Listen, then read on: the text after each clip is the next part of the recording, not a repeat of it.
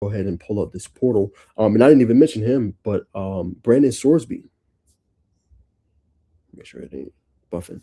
Brandon Sorsby is another guy I think that plays at a very high level that should be considered. And he's already kind of drawn that interest, right? Now he makes a lot of sense going to Texas Tech. They use the portal. They like to deal out their money, obviously out there. He's from Denton, Texas. It makes a lot of sense because Bryn Morton is going to be going after this year, after this championship caliber run that they're going to try to go on. Why not go get a guy like a Brendan Sorsby to kind of fill that role again next year? Right? 4-star caliber quarterback. Obviously, he's the highest rated player in the transfer portal per 247 Sports. So why would you not want to go get him and make him a part of your team, make him a part of your offense? It makes too much damn sense if you Texas Tech. Now, other teams that can make sense is a Baylor. Baylor, obviously, Sawyer Robinson's a senior. They could use another quarterback of his caliber to play. And he just came off playing Big 12 football. SEC caliber teams also make sense for Brendan Sorsby as well. Several teams that could use a quarterback out there. Sorsby's one of those plug-and-play guys. He don't turn over the football, 2,800 yards passing, 27 touchdowns, just 5 interceptions this year. Kid can sling it. Kid is an absolute stud. Why would you not want Brendan Sorsby on your team? Excuse me. So obviously he's a major caliber guy that, if you want, that's who you want to obviously go get. You know what I'm saying? So he's a guy definitely heavily coveted that should obviously be able to do it. Next guy I want to bring up is this one right here, man. Jay Crawford. Now, this kid is an absolute stud. You see this past year, had another productive year. I think he had 15 tackles, 4 passes defense. I think he had a forced fumble as well. What was so cool and unique this year for him, who was a former 4-star prospect, they were blitzing him. They was bringing him off the edge. They was allowing him to do press coverage. He was doing a little bit of everything. So this is a guy that's really good that I think more people need to talk about. And he's a heavily coveted cornerback. Somebody should he's definitely going to get an even bigger bag than what he got at Auburn. It's going to be interesting to see where he lands because he can go and play day one. If I'm Tech, I'm interested, right? Because he played his high school ball here at Parkview, right? Where he kind of became a star. I'm going to go see what he's talking about, see how much he's going to cost me in the portal. Because if you Tech, you're missing 2 guys, right? Amari Harvey is leaving, right? And graduating. Rodney Shelley is leaving as well. Only returner you have, obviously, that started for you last year is Zachary Toby. You do bring back Kelvin Hill. You do bring back Daquan White. But why not have a player of this caliber potentially as your CB1? Why is that not possible, right? So you have to think about that as well. And that's obviously that's going to be massive moving forward. But there's several teams he could go to. He could go play USC. He could go play Texas.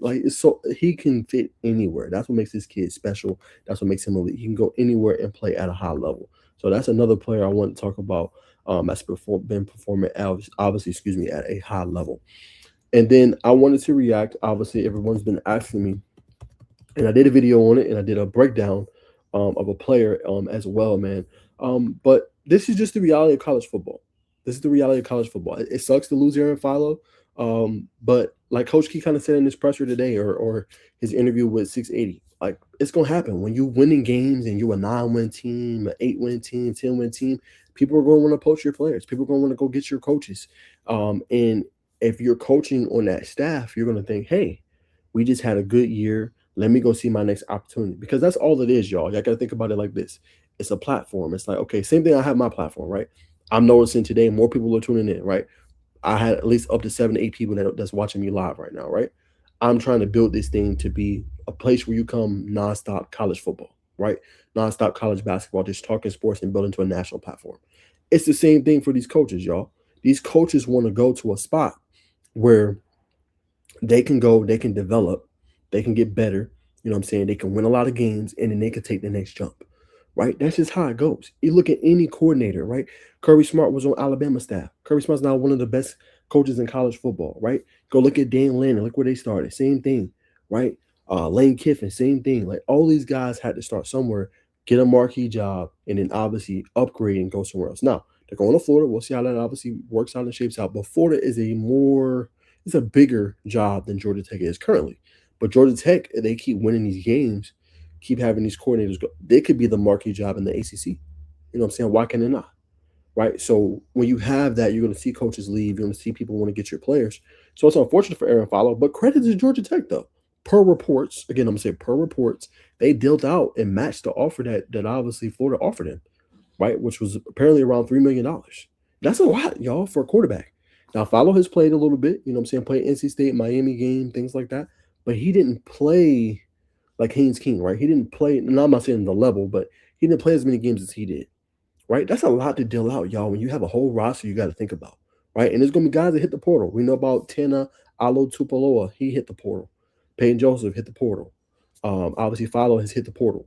Guys are going to hit the portal left and right, but it's about getting the players that one that want to be there, and then two building a team that you get back to that level and increase and grow even more.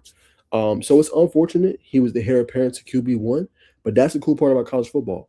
Just because your situation one year, because this past year for Georgia Tech, it looked Haynes King, Follow, Graham Knowles, Grady Adamson.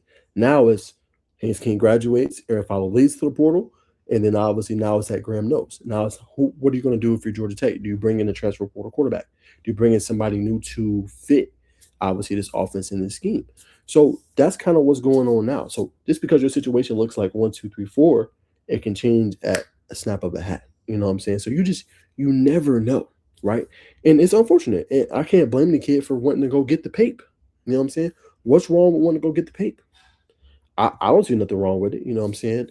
And what's wrong with going with a guy you've been familiar with in Buster Faulkner, who was pivotal in recruiting you and flipping you from obviously Minnesota? I don't see a problem. That's just college football, y'all. That's the era we're in. Um, but obviously, big move for him. He moves on. For Georgia Tech, you go get the next guy out of the portal, right? You've built something special, So you got guys. You got Graham Knowles, 6'7", 230. You got a Grady Adamson from Deer Creek, Oklahoma, who plays at a high level, good improviser as well. And you got Cole Bergeron, who's a 4-star prospect. So you got the pieces you need at the quarterback spot. You might need to get just one more guy in that room. One more guy. You get one more guy in that room, you feel pretty good. You know what I'm saying? So it was a tough blow, unfortunate, but it ain't the end of the world. You know what I'm saying? It ain't the end of the world. You're going to be okay if you Georgia Tech. You're going to figure it out. You know what I'm saying? But it's about getting the right staff members in there, the right quarterback in there, and you're going to be just fine. Okay? So I did want to hit on that. Obviously, him hitting the portal was obviously massive news. A couple other quarterbacks I didn't mention that's going to be available in the portal. I wanted to mention this guy right here, man. He's pretty good. I don't know why he's not on here.